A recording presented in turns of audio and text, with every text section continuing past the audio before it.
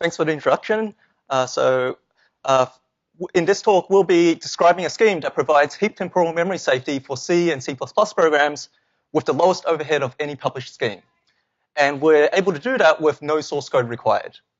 So first off, we'll describe what is temporal memory safety, a quick recap. So let's say we allocated a function pointer using malloc, so it's stored on the heap. And then we set the function pointer to the address of some function, and then we free that function pointer. And when we free the function pointer, the value of the pointer hasn't actually changed yet. And if we then do another malloc call to allocate memory for, let's say, a username, by chance, malloc might return the same memory address that was previously used for the function pointer. And now when we let the user type in their username, they might overwrite that memory using the address of a malicious function or a malicious gadget. And so that means when we try to use the original function pointer that's going to be used after free, it's actually going to be calling the malicious function. And that's really bad. That's how control flow gets hijacked. So now let's talk about what are the design goals that we want for a use after free protection scheme. So one nice thing would be to not require any source code. We'd want it to provide strong deterministic protection against all the heap use after frees. We'd want the scheme to be compatible with lots of legacy code. So legacy code does things like casting from pointers to integers and vice versa. They might encrypt the pointers. They might do pointer arithmetic on pointers after they've been freed and so forth. And we want to make sure that our scheme works with all of these programming idioms and corner cases, as long as we can ensure it's still secure. And as with all security schemes, we want it to have low runtime and memory overhead. So now we'll move on and describe some previously published defenses. So there's been many different defenses published over years: DangNull, FreeSentry, CETS, PageHeap, and so forth. So what do all these schemes do? And what do they have in common so that we can think of a way to determine which is the ideal scheme? So let's have a toy example, which is very similar to our introductory example. We'll allocate a function pointer on the heap, and then we'll make things slightly more complicated. We're going to copy the pointer into another variable, which is callback. So now we have two pointers to the same memory location.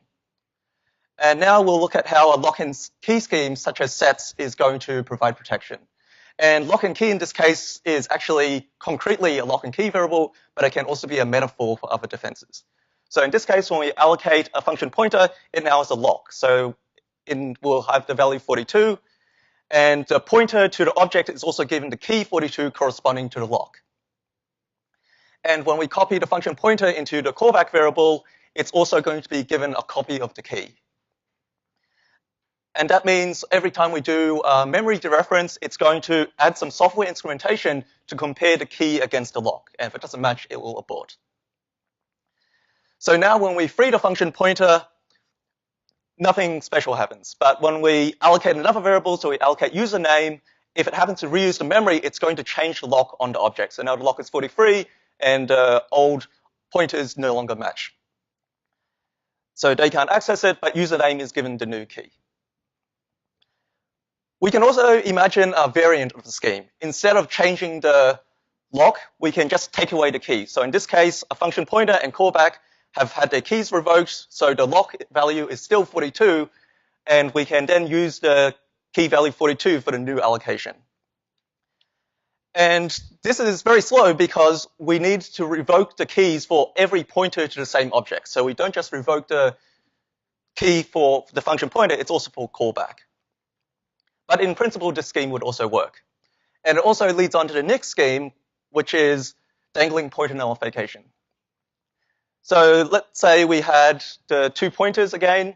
There are no lock and key variables, but what happens is because there's no lock and key variables, we don't need to add any software instrumentation to do the checks. But when we free an object, like we free a function pointer, it's going to set the function pointer to null and also call back to null. And because you no longer have the pointers, it's as if you didn't have the keys, so you can no longer access the memory. And now when we do another allocation that reuses the memory, the username pointer can now safely reuse the memory. So let's look at all the schemes we've looked at so far. In the top left, we've had the scheme where we had the software pointer dereferencing checks where we revoke the keys. And we said that works, but it's slow. On the top right, we have dangling pointer nullification that does the hardware pointer dereferencing checks, and it revokes the keys. And that's faster, but it's still disadvantageous because you need to revoke the keys, which means you need to track where all the keys have gone, or pointers in this case. So we can think of the key as being a pointer, and revoking the keys is equivalent to nullifying all the pointers. And then in the bottom left, we have CETS, so compiler enforced temporal safety. That's a scheme where we had the software-based pointer dereferencing checks, and we changed the lock. So the scheme in the top left is strictly slower than the scheme in the bottom left because you're revoking the keys instead of changing the lock. So you need to track where all the keys have gone. But what is the ideal scheme? So hardware pointer dereferencing checks is preferable to the software pointer dereferencing checks because you're avoiding this extra instrumentation. And also we argued that changing the lock is preferable to revoking the keys. So that means that the ideal scheme would actually be something in the bottom right. So if the object is a lock, what does it mean to change the lock? And what we'll see is that's actually a very well-known older set of schemes known as the page permissions-based schemes. So as background, remember that we don't actually access memory using physical addresses usually. We access them using virtual addresses. So let's say we allocated memory on the heap. We have some objects with a pointer to object B. So that's the virtual addresses. And below it, that's where the physical page frame that underlies that virtual address is. And one thing we can do is we can do a system call such as mprotect or munmap, and we can make that mapping unreadable or get rid of it entirely. And when we do that, it means that object B can no longer be accessed. The disadvantage of that, of course, is that pages are comparatively large. They could be at least 4 kilobytes, and that means when we disable that page, we're going to disable all the objects on the page. So we're disabling objects A, B, and C. So the way some schemes worked around that in the past was they put one object per page. So that's electric fence or page heap. So object C has its own virtual page, which maps to its own physical page. Object B maps to its own virtual and physical pages, as does object A. And now we can selectively mark object B's page as inaccessible, and that won't affect objects A or C. The drawbacks of that, though, is you're very inefficiently using your physical memory and cache, because even a small 8-byte object is now using your entire 4-kilobyte page. It also requires a lot of system calls because you're creating all these virtual pages using the mmap or mremap system calls. And it's also a lot of TLB pressure because you have all these extra virtual addresses that have to be translated by hardware into the physical addresses using the translation look-aside buffer and page tables more generally. So back in 2006, the Jati and Avi came up with a very clever refinement of this scheme. What they did was they continued allocating multiple objects on each physical page frame. And that's what the libc allocator sees. They see a virtual page frame that has multiple objects. But what they also did was they created one alias virtual page per object on the page. So the advantage of that is you now use exactly the same amount of physical memory that the regular allocator does, but you now have these individual virtual aliases that you can selectively disable one object at a time. So that gets rid of the drawback of inefficient use of physical memory. But it still requires a lot of system calls to create these aliases, and you also still have the TLB pressure because you still have a lot of virtual addresses. There's also a subtlety with dealing with freed objects. So when we free an object, we could say, let's unmap the virtual address entirely. But then when we allocate a new address, the operating system might just reuse the old address that we just freed, and that would cause use after free. And the way previous schemes have dealt with this is they simply never remove the old virtual address mappings. They simply do the mprotect system call, and they change the page mapping so that it can't be read to, written, or executed. But the mapping is still there. And that means it's going to do a huge memory leak because every object you ever allocated is going to take up 192 bytes in kernel metadata. The Jati and Avi worked around that using automatic pool allocation, which is a form of static analysis. It lets you know when the lifetime of a particular group of objects is, and when the objects have expired, you can then safely reuse the virtual addresses. But one drawback of that is you now need the source code to perform that static analysis. And secondly, static analysis is imprecise. And in particular, you can have some very long-lived pools, such as if an object is accessible from a global pointer, then it's going to last for your entire program. And that means you wouldn't be able to reuse these virtual addresses, and you would still have these old mappings. Okay, so here's the story so far. We can classify order schemes based on whether they use software-pointed dereferencing checks or hardware checks, and whether they are based on revoking keys or changing the lock. And what we argued was that the best schemes, theoretically, are the ones in the bottom right, the page-based permission schemes. So theoretically, it's the best approach, but the conventional wisdom has been that these schemes have always been impractical. They're going to be too slow, they're going to use too much memory, and you'd only want to use these for debugging. So the purpose of this talk is to say, well, maybe we just haven't tried hard enough to make a scheme that's practical, one that will be the best scheme based on the theoretical understanding. So now let's describe what we did for our scheme. So our scheme builds upon the core idea of page permissions using virtual alias pages, but we're going to do it in a direction that does not require any source code. We're also going to have optimizations to have less state holding of kernel metadata for those freed objects. We're going to have better compatibility with fork, and we'll have some optimizations to reduce the runtime overhead to make it practical. So the way we handle the long-lived applications is we keep a high watermark for allocations.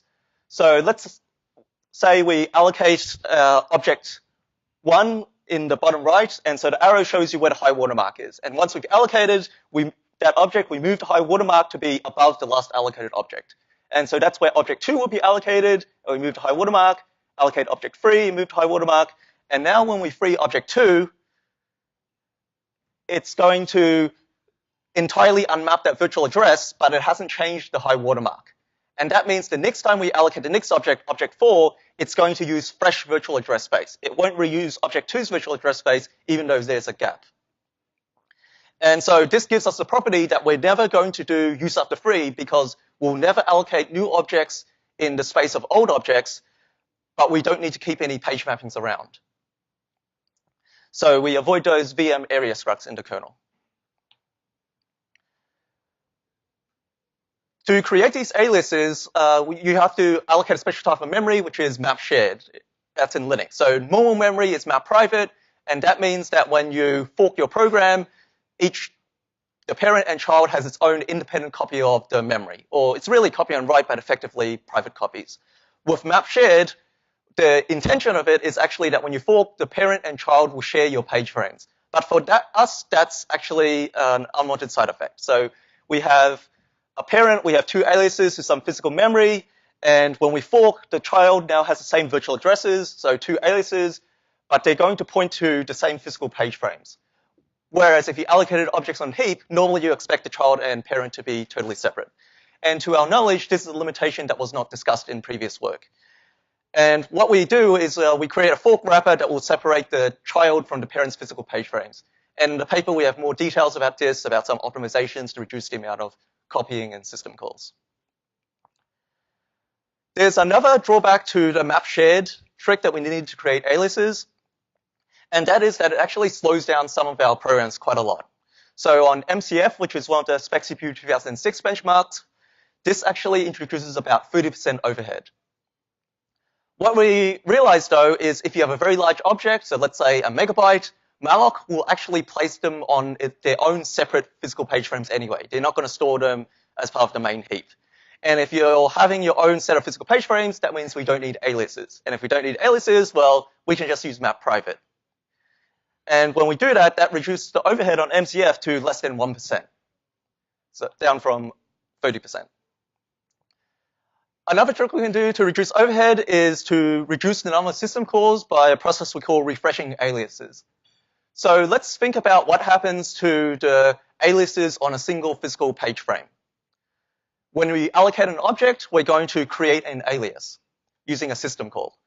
And then when we free the object, we're going to do another system call to destroy that alias. And then we'll probably reuse the physical memory by creating another alias, then eventually we'll free it and destroy that alias, and so forth. And so creating and destroying aliases each require syscall, but in fact, there is a single syscall mremap that can actually do both in one step. And so we can effectively do both the destroy and create alias in one step using that syscall. So in the best case, that will halve the number of system calls. And system calls are one of the biggest contributors of overhead.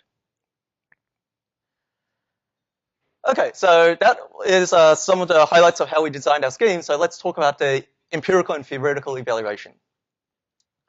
So here I've compared against CETS, compiler enforced temporal safety. I should mention as a caveat, CETS is including stack use after free protection. We couldn't find a way to disable it. However, CETS needs to instrument a lot of the code regardless of whether they protect just a heap or heap and stack. So we expect that for heap-only protection, they would still have fairly high overhead. So on the y-axis, we have the runtime overhead. We can see CETS has about 36% overhead, whereas our scheme OSCAR has just 3.7% overhead. And CETS does not report memory overhead, but for us on these benchmarks, it was 32% memory overhead. FreeSentry uses a different subset of benchmarks compared to CETS, so we can't directly compare them. But if we look at just FreeSentry's chosen set of benchmarks on spec CPU, they have 18% overhead, and our scheme has 4.2% overhead. And again, FreeSentry did not have memory overhead reported, but our memory overhead is 34%. Another scheme is DangNull, which despite the name has no relation to me. So DangNull has 49% runtime overhead, and OSCAR has just 16% overhead. Additionally, they have 127% memory overhead, whereas OSCAR has just 36%. And DangNull actually provides weaker protection than OSCAR does. DangNull only protects pointers to heap objects if the pointers are themselves stored on the heap, whereas OSCAR stores all pointers to heap objects no matter where the pointers themselves are stored. And finally, another comparison is DangSan, also not related to me. That was published a few months ago. And so the overheads are a bit higher than the previous benchmarks, the previous comparisons. That's because both OSCAR and DangSan report all the non-Fortran spec CPU benchmarks. And that includes some very difficult hard cases.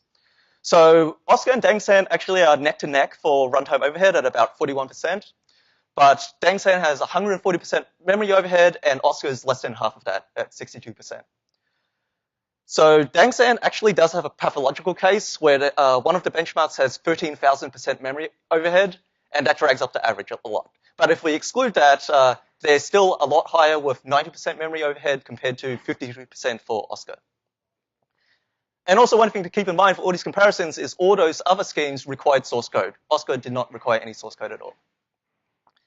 And the good thing about OSCAR is the runtime and memory overhead are actually quite well correlated. So there's some programs that are not allocation intensive and they have very low runtime memory overhead, so that's y-axis, and very low memory overhead, so that's the x-axis.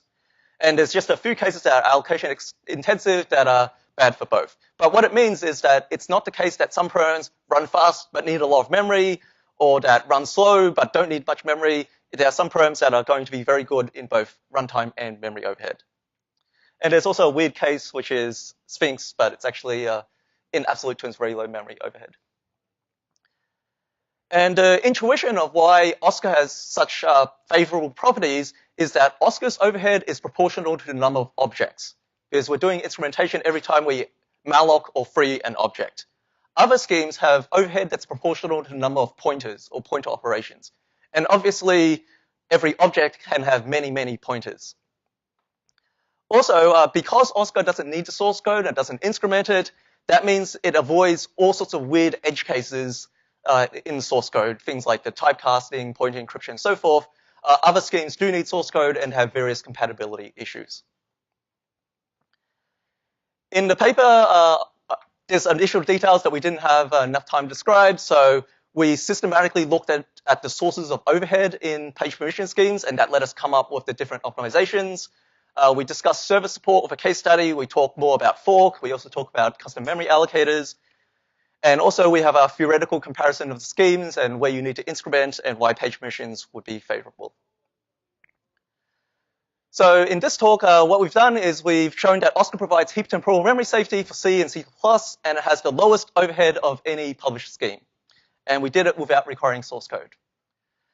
A more general conclusion, though, is that we've shown that page permissions, which is something we've long thought to be impractical, is actually potentially one of the most practical and compatible schemes that you can have for temporal memory safety. And a quick shameless plug, I'm actually graduating very soon, and I'm looking for postdocs. If you like this work, please hire me. If you don't like my work, hire me to do something else. Thank you.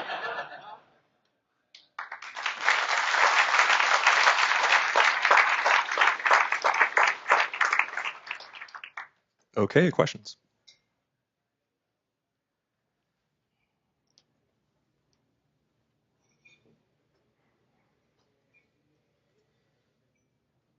Hi there, David Williams King from Columbia University.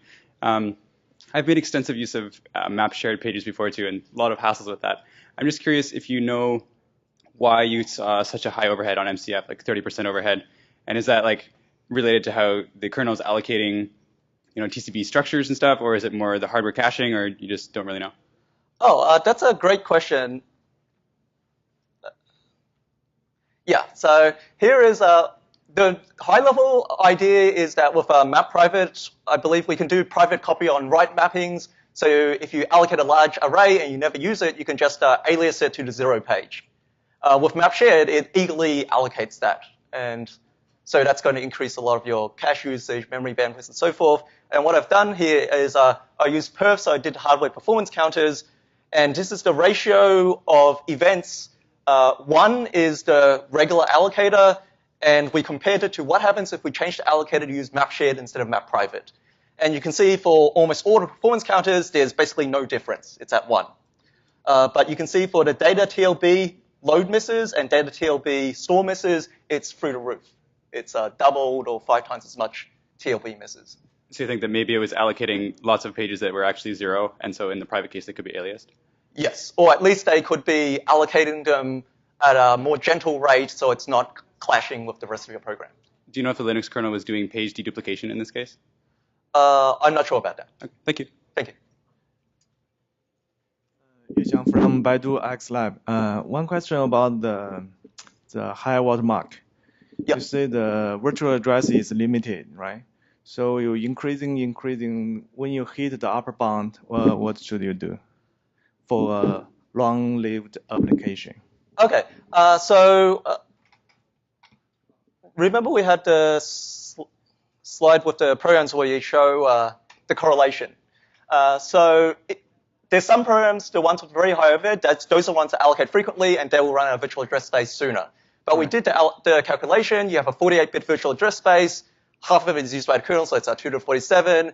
Then those ones allocate a few 100,000 objects per second. And if you do the calculations, even at the very worst case, it will still take at least 1.6 days.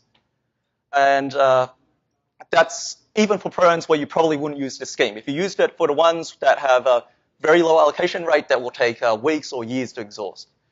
But in the case of the allocation-intensive ones, most of the time, most of the jobs won't last that long. If it's a server, you could just restart the process, and it would refresh the virtual address space. And also, Intel's proposed 5-level paging. They want to have 57-bit virtual address space. And if you do, even for the worst case, it would take years to run out of virtual address space. Okay, thanks. Thank you. Hi, David Gens, TU Darmstadt, Germany. How does this work with large and huge page mappings? So this assumes that each object is using a small 4 kilobyte page. Ah, okay. So, but there's transparent huge pages as well, right? At least for Linux, I think. Yes, but we aren't using those. Ah, okay. Thank you. Okay, let's thank the speaker one last time.